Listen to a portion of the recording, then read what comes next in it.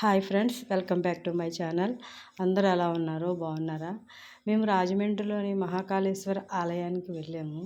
అది చాలా బాగుంటుంది. చాలామందికి తెలిసే ఉంటుంది. ఒకవేళ చూడకపోతే వెళ్ళి విజిట్ చేయండి. చాలా బాగుంటుంది. ఆ ఆలయానికి మరి ఉజ్జయిని అని పేరుంది. ఎందుకంటే అది చాలా ఫేమస్ అయిన టెంపుల్. అక్కడ భస్మాభిషేకం చేస్తారు. తెల్లవారుజామున చేస్తారు. ఫ్రీ, దానికి టికెట్ అయితే ఏమీ లేదు.